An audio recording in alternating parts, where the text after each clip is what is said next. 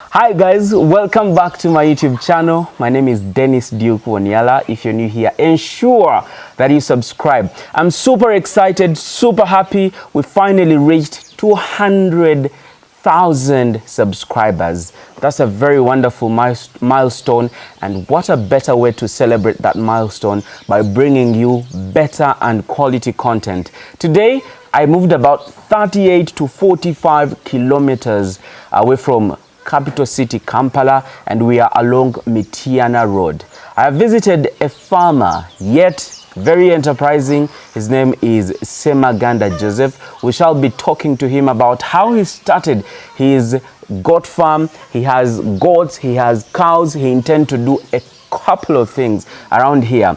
But the most important thing that I also needed to note is that how he started with about 3, and now he has over 90, and he has sold over 100 goats. So this is gonna be an exciting moment. So please stick around and watch till the end. But before we go into a very short break, I want to remind you that we started Sungura House, a place where you can go and eat your rabbit meat in all forms. We are located in Bokoto, just after the traffic lights as you're heading to Chisasi. In case you need proper directions, reach me out on these numbers and I'll be more than glad to help you. So let's go into the discussion today, and we welcome our lovely guest, Mr. Semaganda Joseph. It's a pleasure. Semaganda. Semaganda Joseph. Yes, Semaganda Joseph. I am confusing the name. They are all Baganda. Semaganda, Semanda, Abona. How are you, Sebo? Exactly. Yes. How are you? I'm fine, sir. We are super excited that you've hosted us finally at your farm. Me too. It's a pleasure having you here today. Okay. Yes. So, viewers, we're going to talk to Mr. Joseph Semaganda on how he started. So let's start from way back. So how do you come along Mityana Road? For me, I stay in Kavuma, where I keep dairy cows. Okay. And because they are a bit expensive as compared to the goats, I decided in case of any problem, you may not sell your animal at a cheaper price. So how could I supplement my animal in case I want 1 million and I don't sell off my dairy cow? So I opted to go for goats. Okay. Which goats, by seeing YouTube videos of you and Amis, I learned that you can even sell a goat at 1 million, a single goat. So I was so much inspired to start. So I bought 3 goats in 2020, June. So from there I kept on adding up to 40. That's how they multiplied up to this number where we had around 130 to 140. Okay. So to anybody who is willing to start goat farming, I have 3 things to tell them. First of all, the personal factors. Then you have the economic factors and a master plan. You, the person who's going to start a small farm or a big farm, the first question, you have to first assess yourself. What kind of a person are you? Are you passionate about farming? That's the number 1 factor to consider. Are you the kind of a person who merely falls to sick because you have made a loss in farming? Are you the kind of a person who can manage people who never went to much schooling like you? People of different temperaments and different personalities. So what kind of a person are you? Are you someone who looks at the process before money and you endure the hardships involved in the process? At what stage of life are you? Are you the kind of person who is so busy that when you start this farm, you will not be around, or you are there once in a month, or totally absent? All those factors, when you are going to start a small farm, decide your success, whether you succeed or you fail. And again, there are some economic factors. Do you have the working capital to invest in the business? In the process, you'll be in negative cash flows, because usually this business takes 1 to 2 years before giving you profits. Another thing to consider, if you have assessed yourself properly, I would call it self-assessment or self-profiling or viability to start a business, which requires persistence, patience, management, and availability. Because it takes time for word of mouth to spread. So in farming, if you are not patient, you can't succeed. So it needs someone who is patient with this project, because it's not that like opening up a shop that when you open it today, from tomorrow you're going to start making profits. So in this business, it needs patience. So you have to first assess yourself and know, can you go through all those hardships before succeeding? After self-assessing yourself, then you must have a master plan. The master plan tells you where to start from and where to end. So if you have your little money or you have your piece of land, the size of the land decides the type of the grazing system you are going to use. Yes. If you have 2 acres of land and you are going into this business and want to do a serious business, you can't do free range because you keep very because little you won't even have enough land for them to move around. Yes, so it's better you go for zero grazing because at least an acre on zero grazing can accommodate 13 to 20 goats, but still it depends. Do you have enough feeds on that single acre? Because even if you have an acre or 2 or 5, when there are no feeds, still you can't support 20 goats. So as long as we're talking about the size of the land to start, what matters on the land is the amount of feeds that you have on that piece of land. So if you have your piece of land and you want to start like with 20 or 5 or 3 or 2, the first thing you should put into consideration are the feeds. Okay. The common mistakes we all did when we are starting, we are so much excited on the animals. Yes. That forgetting that we did not focus so much on the feeds, not knowing that these animals need feeds. Okay. That's the common mistakes that we farmers who are starting did. So if you get a chance and watch the videos of those who have made mistakes, you don't fall in the same category. Again, you should seek for knowledge. You can make research, make farm visits, YouTube channels, and mainly visit those farms which fit your style of farming. If you are going to do zero grazing, visit those farmers who fit your style of farming that you wish to do, so that you can learn something. Let's talk about when you were starting. What other challenges did you have away from just feeding? From feeds? Away from feeds. We faced a challenge of kids' death. We knew nothing about steaming up when you have a pregnant goat or pregnant goats when they are about to deliver, how you feed them. So we had badly savings during that period. We lost kids because we had less knowledge about that. We lost a number of kids through miscarriages just because most farmers want to stock pregnant goats. That's very bad because they usually suffer from a shipping fever when they are got from where you have bought them, you're breeding, so when you're bringing it. Another challenge was where we sourced our breeding stock. That after going from my friend Ham, getting some, then the distance is very far. They are a bit expensive. There's a goat which is around 200K. Then you opt for that, which is a very big mistake. For the success of a farm, your breeding stock matters a lot. Where are you going to source your animals from? What quality is there? If you go and buy goats from the local markets, you're going to make a lot of loss along the way. It is far, far better you get your goats from a recognizable breeder and you bring in very good breeds which shall bring back your profits earlier than buying cheaper ones, but in the long run, they will be so expensive. They usually say that cheap things are expensive. Yes. Another mistake we did, and many farmers make when they're starting, the order of implementation at the farm. So most farmers, they buy even animals before preparing the shelters, before preparing feeds. So for a farm to succeed, a farmer who is going to come into this business should know the proper order of implementation. That's the master plan. What comes first, followed by what and what. So what should come first at any farm? If you have secured your piece of land, the first thing even before constructing shelters should be preparing feeds. As the feeds are growing, you're also doing what? Constructing the shelters. So as you're constructing, even your feeds are growing. Then from there, getting the workers who will manage those animals, because many people are starting this business as a side hustle that they will not be available throughout. So it's good to search for workers. Then the animals come in when the feeds are ready, when the shelter are ready, and animal handling equipments are ready into place.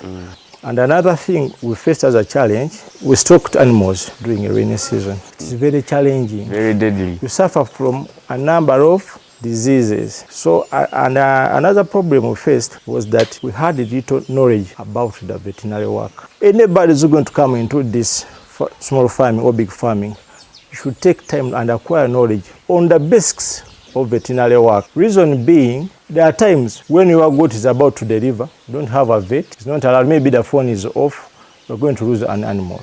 Because the theme of small farming is you have to keep small problems small. And it's another way of saving some money. Because even if your goat have cough, diarrhea, every time you call a vet, it becomes so expensive. Oh, before we even continue, this gentleman, Semaganda Joseph, has a YouTube channel. Can you tell them about your YouTube channel? My YouTube channel is BGM Animal Breeding Farm. BGM Animal Breeding Farm. Yes. The first comment that has been pinned on this video in the comment section has his YouTube channel, so please go there. He equally has good content. You can see what he does, some of the things that he uploads on that particular video, so please go and subscribe and follow him as well. I'll also leave the numbers in the comment section, but also if you want it, you can reach me out. I can exactly link you up with Mr. Semaganda Joseph. So Semaganda Joseph, let's also talk about how much money did you start with?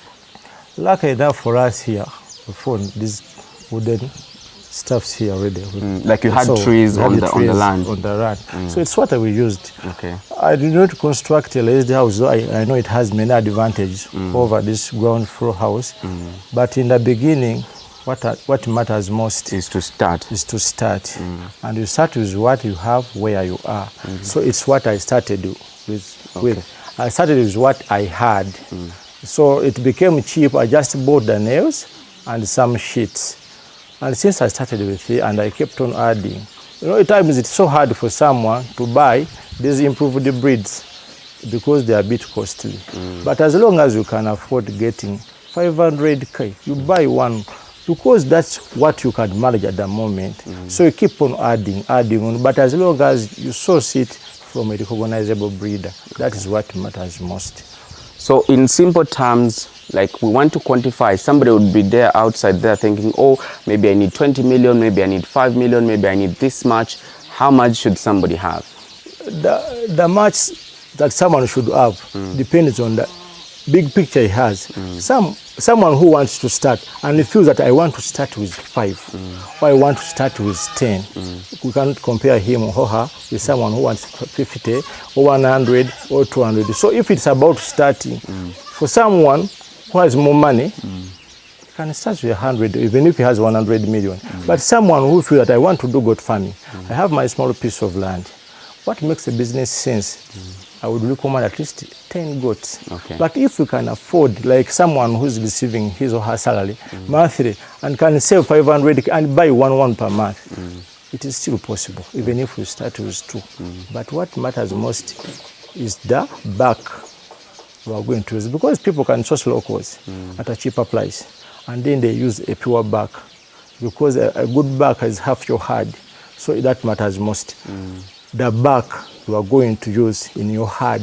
So even if you want to buy goats of 250, the locals, make sure you get at least a Savannah oil boar, which is a pure. Even though it is expensive, it will bring back the money. Profits. So that's what they should consider, the beginners who are coming into this business. How long have you been doing this thing? I've been doing this, it's 1.5 years. Wow, 1.5 years, and you've been able to attain all this level of success. How many workers do you have? Right here, I have around 8. So take us through everyday routine. First of all, early in the morning, what we do first is make sure we keep the place clean. Since we don't have raised ground, even if you have raised shelters, still hygiene is the key to fighting diseases. So we make sure every day early in the morning, we sweep and make sure the place is clean. Again, from there at around 9 to 10, we start giving them feeds. We have some silage, Actually, we bought maize stovers. Because for anybody who's going to do zero grazing on a small piece of land, what you should consider first, how can you source cheaper feeds and produce expensive ones at your farm? You have to make sure that at least you grow perennial crops at your small piece of land. And the annual ones, at least you source them. And for us here, we don't grow maize. We have alfalfa, we have chorus and napier. So we source maize stovers allowing from the neighborhoods. Then we do our silage. Then from there we add in some rice and maize bran, mix in some premix like a primeric and brown salt. That's what we mix and feed our animals. So for any incoming farmers, As a way of having constant supply of feed at the farm, I would encourage you, at least if you have 3 acres, make sure that the 2 acres, the crops that you are growing there can stay for at least 5 to 6 years. Instead of growing maize, which is going to be harvested twice a year, it will make more sense if you grow coils, which will stay there for 5 to 6 years. On napier, as long as it's optimally managed. That's applying back the dung and the manure. So instead of growing maize, it's going to be there. I know it has more content, but at least you can supplement from the free choices. Okay. So it makes business sense if you grow those ones, which can stay there and can be harvested several times a year. It will make a lot of sense. Okay. So that's how we mix our feeds and we give them. At times, we let them go down there and they feed freely so that they can get the different nutrients which we can't provide. And we put there the mineral blocks, as you can see, all over the place, so that you can supplement them further. That's how we feed our animals. Okay. Then after lunch, in the evening again, we feed them and we allow them to go there. In the future, because we are preparing more feeds, we want to do totally zero grazing. But we are still preparing more feeds because we have learned from the dry spell we are greatly hit. And for any farmer, even if you have big chunks of land, I would say that prepare some feeds for the dry spell because the seasons have already changed. You can no longer rely on the weather conditions. So it's far, far better you prepare your feeds. We are still talking to Mr. Semaganda Joseph. His farm is found along Mitiana Road after Bulova, after Bujuko. What's the name of this area? It's called Chihuahua. Mubango sub-county. Mubango sub-county. Okay, it's Mitiana or?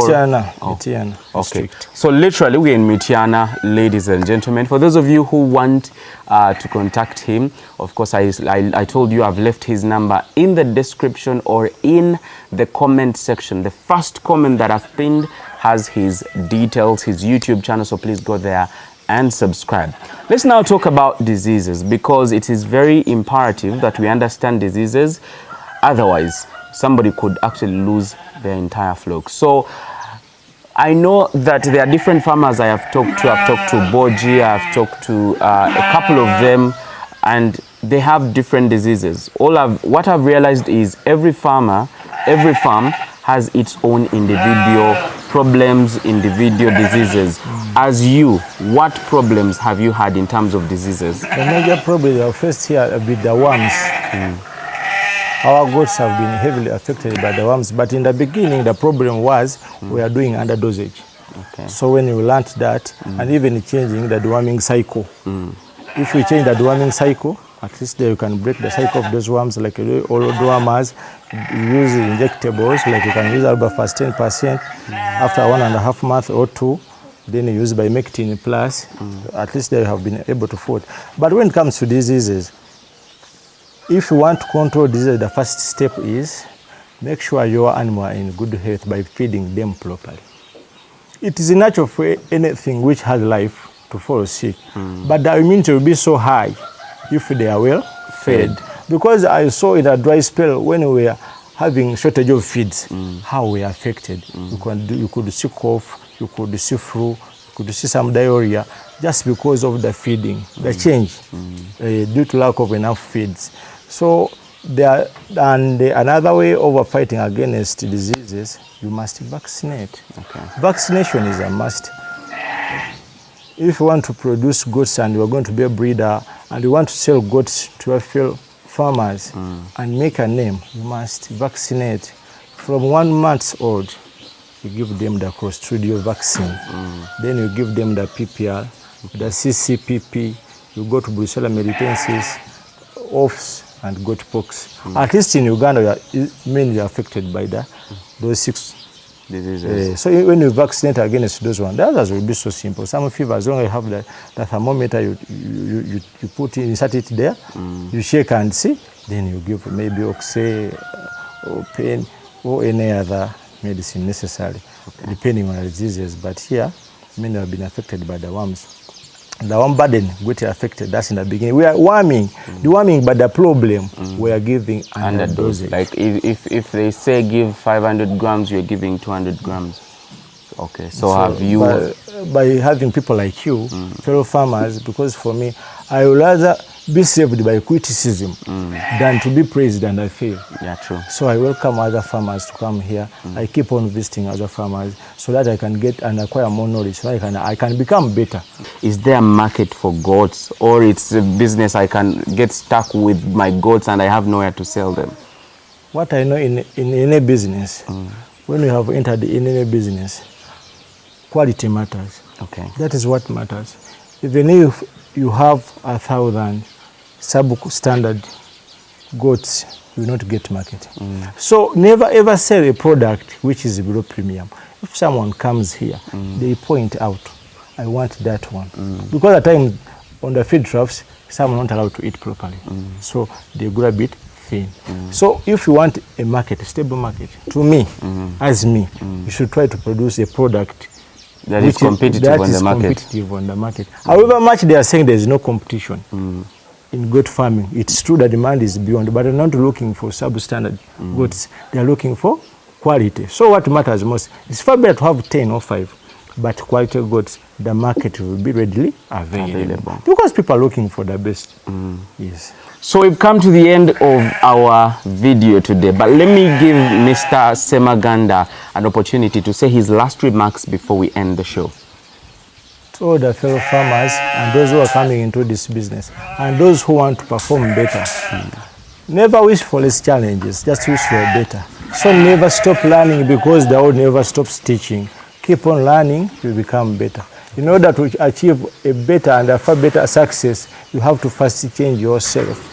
The problem with fellow users, they think people will come and change them. So we started with 3. Now look where we are. We have even attracted Dennis to come to the service. I'm very happy to have you. Exactly. So success to some people, to me, I know that success is not in achieving.